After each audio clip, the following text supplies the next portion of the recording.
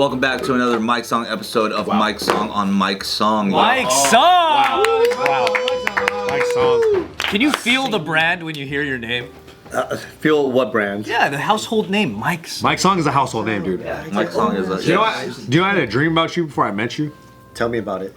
It was just Butt naked, right? No. It was like I feel like I was in Glendale for some reason, and I was eating dinner, and I look over and I was like, "Holy shit, that's Mike Song." I remember thinking that, and then I was like, "That's the guy Anthony always hangs out with," and I was like, "That's crazy." And then that was the end of the dream. So that's pretty cool. Now you can go on with your life like it never. Somehow energy like entered my brain. That was before I met you. And I was like, I'm gonna start taking jujitsu lessons. But it is crazy because this dude just ended up at the gym, and you told me, you were like, "Oh, he's gonna start training jiu-jitsu." And I was like, "Yeah, fucking right." Because you know how many people tell me they're gonna come train, and it's like a cliche. It's like, yeah, okay.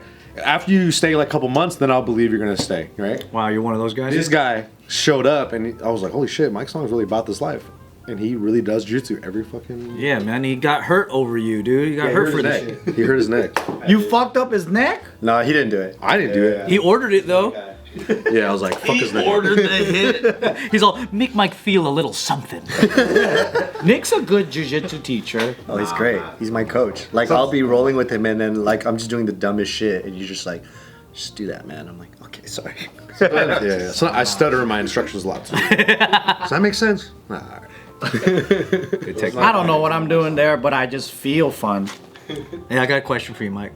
Because, like, I feel like you're one of the first people from, like, our circle of dance friends that, when Kaba Modern was on ABDC and became superstars, how did it really feel for you?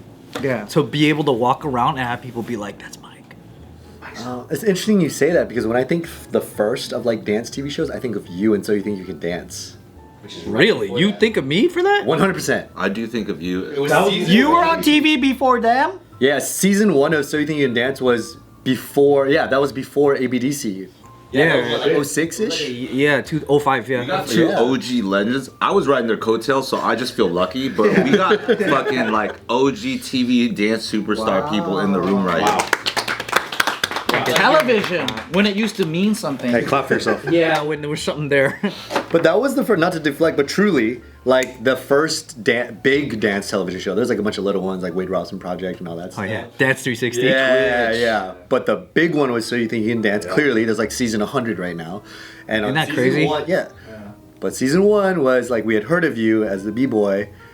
But seeing you, it was like the iconic was you already killed it, but it was when you Salsa one. suddenly we're like, what? This B-boy's like doing salsa? He's like hair's all different. You had the spiky hair, but for that one it was moving his all hips in comb ways I never- over. You did a salsa joint? Yeah, he was hitting it. He was hitting the hit steps. And I that watched it on just YouTube? blew- Yeah, I'm sure it's You on also YouTube. knew him before that, right? Through the scene, yeah. Of school? Just through the dance I hadn't scene. gone yet. 05. Yo, I had no idea So You Think You Can Dance was before. I had just come to. I went to like hella Kaba parties and events. Oh wow. Prior to me on So You Think. Yeah, so we were like just like acquaintances, and then through Victor we knew each other. Right. But it was like the big thing for the dance community when I was like, yo, Ryan is fucking on So You Think You Can Dance right now. That's a fucking big deal. So, yeah, like, how did it feel for you? This guy's good. I don't know, dude. I just wanted to do more community shows as soon as I got out. I was so excited to have found like the dance community, and it was right before that. Yeah. So like, you remember, we went straight back to doing 6-step shows. Yeah. You know what I mean? Like, I didn't look at it like now I'm here. Yeah. I was just like, I want to get back to having fun. And we thought maybe it'll help us get more gigs as a team. Yeah.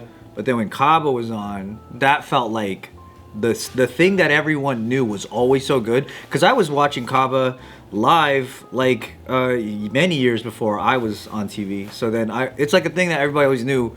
It's a matter of time before like this really blows up. But how is it gonna do it? And then once people are telling me about Kaba, that was a different thing. Yeah. I was just What the fuck, bro, dude? Nick's never seen I've never seen this. Bro, you want to see the real me? Who's your dance partner? You're hitting it like you're fucking. That's your natural dance style. She's also she's like a jazz jazz dancer. She I was partnered up with. mind blowing for the dance community Yeah, because this is insane. at that time he had crazy hair too. Yeah. He only had like your crazy long spikes. Yeah. So this was just a Because that was the whole point of the show, right? It was make all these dancers like do different styles. It used to be the point. The point was to be a fish out of water and like. Bro, look at this fucking guy. But you're doing hard shit though. I don't know. You're wearing heels, bro. What the fuck? I'm wearing heels. Yeah, that's hard. And like, yeah, my whole crew was back there. Six Step was all back there. Dude. Did you have to resist the urge of spitting on your head? Yeah. No, I was actually glad I didn't have to for once. Yeah. But then I think that's what was really cool was I. Oh wait, this move. Oh, Sorry, that, just that cut moment. That was a move. good moment. I just cut that move right here, dude. Wait for it. Wait for it.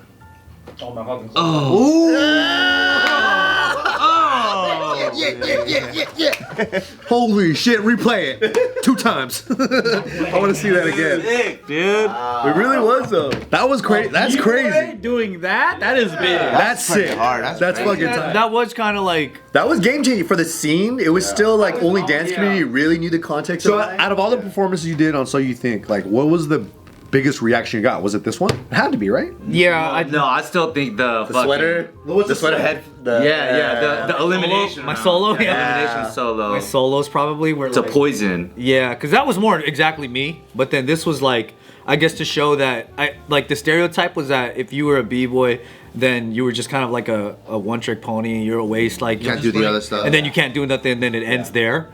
But I think for that, like, everyone was like, "Oh, we can hire b-boys for other shit," and like sick. it kind of works. Yeah. So it felt like a win. But Changed I the felt game. I felt the same thing where like I still felt like I belonged to the community, like Of dance? really hardcore. So like when you know, like I remember Pac Modern people were in the audience, like people that were from our like scene were there. So it felt like doing that when I came back, I just wanted to come back to the scene. Hella bad. I feel that. Like I feel like when we did America's Best Dance Crew, it felt like such a microcosm. Did you guys do season 1? We did season 1, yeah. Season 1, yeah. And like, you know, we heard all sorts of crazy shit. Like we had like one of our mutual friends had like some aunt that was like an exec at MTV, and she was telling us that like they weren't anticipating so many Asians being good, right? And they literally said in the room like Asians are not cute, like because they wanted to get so many Asian teams, like they were clearly the best, but at that time they weren't ready for that, which is truly like now we're in this generation where like Asians just dance. But like at that time, it was not It was a shocker. Yeah. You're like, wait, where's all the? See, I was tripping out because I didn't know anything about dance crews or nothing. I didn't know what the fuck a b-boy was. And every dance crew had Asians in them. I'm like, what the? Yeah, to us that's the most normal thing. It almost looks like season 5 and on that they were forcing other groups and crews to come that clearly weren't up to par with everybody. I mean, else. they were just making up crews by then. People were just like, "You want to make a crew for this TV show?" Yeah, totally. But then season 1, those are people that have been together forever. Like, yeah, that first there was like this moment where like they after the first round of auditions, the second round was put everyone in a small ass studio and it was all the crews and we had to like learn this combo, and they're like, all right, we're gonna give you 20 minutes to like change the choreo like your crew style, like make your formations, and so everyone's just fucking working on shit in this small ass room together. do you remember that I was there with you guys? That shit was crazy. Okay, so We were there. We auditioned season 1. Oh, so that's the other totally. Yeah. So Quest Crew was there too, and Quest Crew was like the very last, like they were gonna be on season 1 with Yeah, us. but we couldn't do it. Yeah, because you think you can dance contracts. But we were there. That's right. Yeah. And that dude, Legends. and that room was insane. That room was like that the was like craziest. Yeah. because everyone, like, no one will ever see that, but it was like all the people, like, you got to see everyone in 20 minutes. What can you fucking do with your crew to change what this, like, choreographer gave you? And, like, you know, people, like, I'm sure Quest Crew, like, took the Broke off in the choreo. huddles and we're just like, all right, yo, Yeah, and you got to see like b-boy crews be like, all right, instead of this slide here, we're gonna fucking head slide here, and for us, we're like, we're gonna fucking make that clean. You know, it's just like our shit will like switch everything. And then Jabba was there too, and it was just like all stars, and everyone was just giving each other props. There's people that you never saw that were like idols to us that we have to go up against in that room. So it's like someone that I haven't even seen in person ever. Yeah. That I've only seen as a legend on a videotape is in there also doing the same thing as me, and I'm like, oh shit. Do you guys ever drive by the Jabba show and go, that could have been me?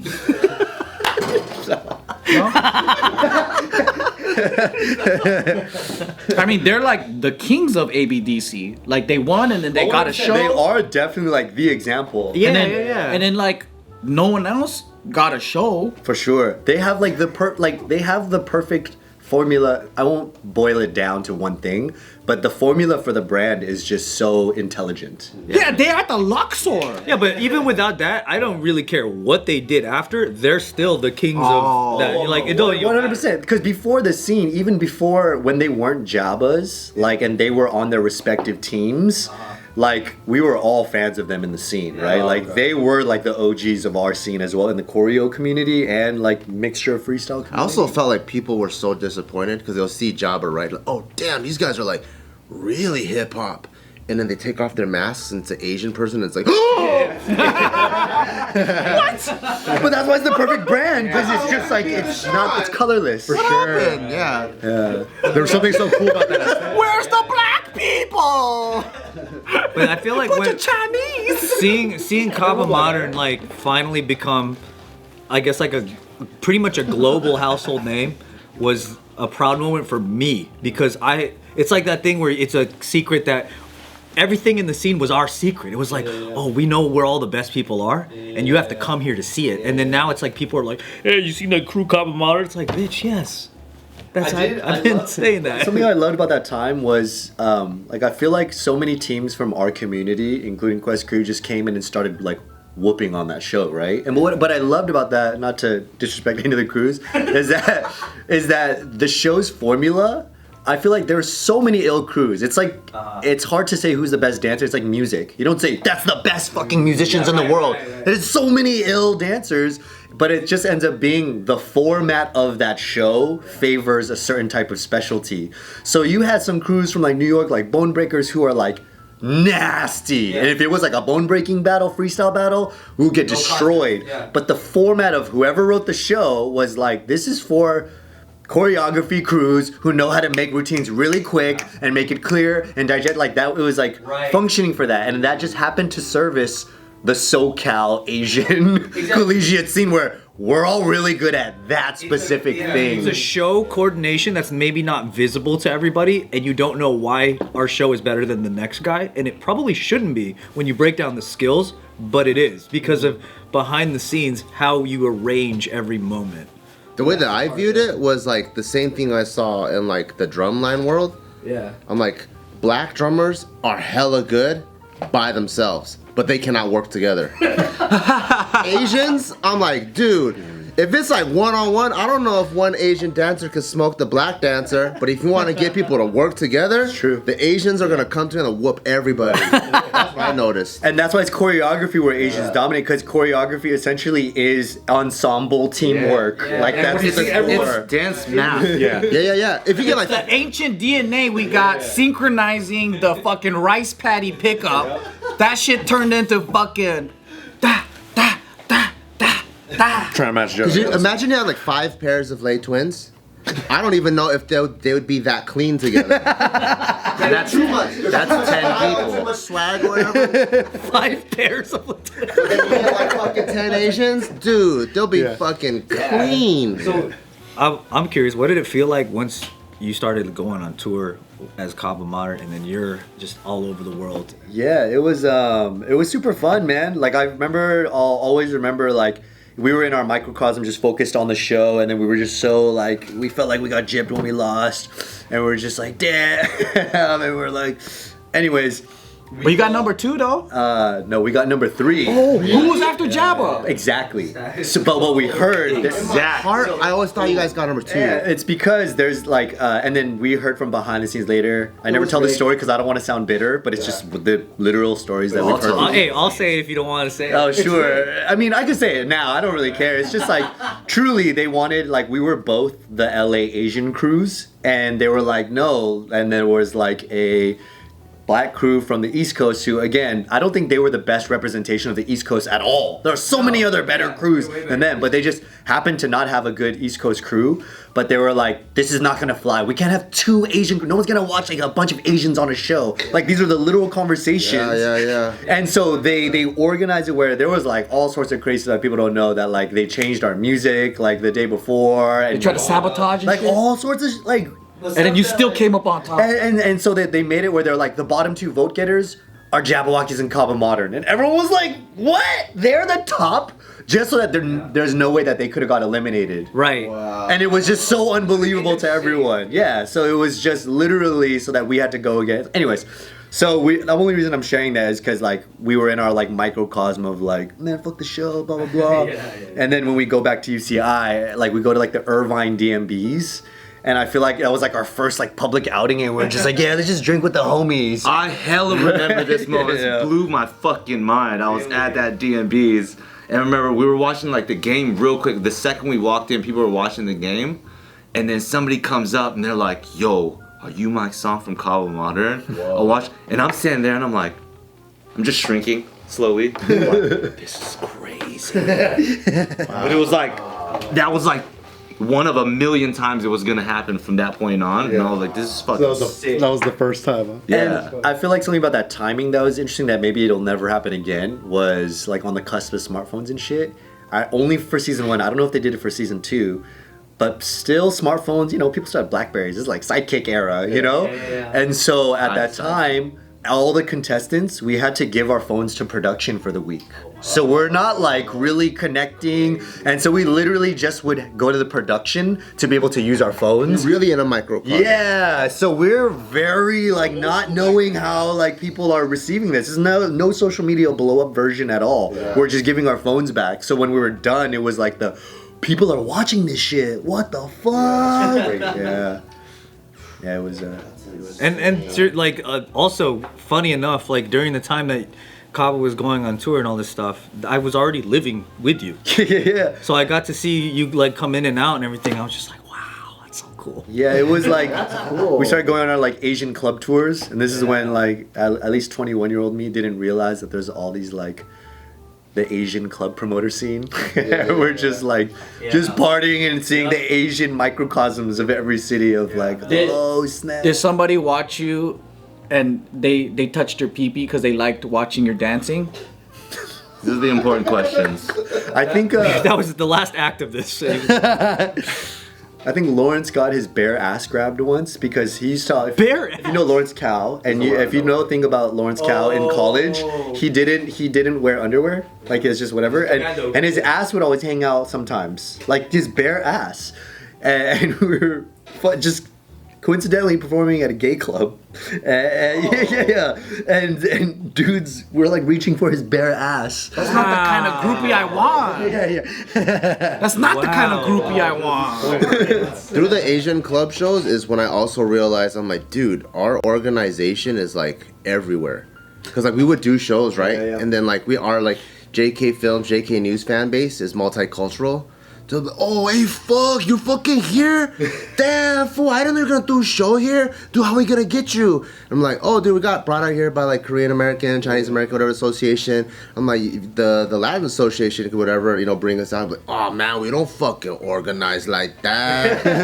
It was like, I would see like, dude, this whole like YouTube era, it was like a perfect storm of like organization on all ends, and it became this giant tour because all of our other friends that were other ethnicities in YouTube, no one had that circuit.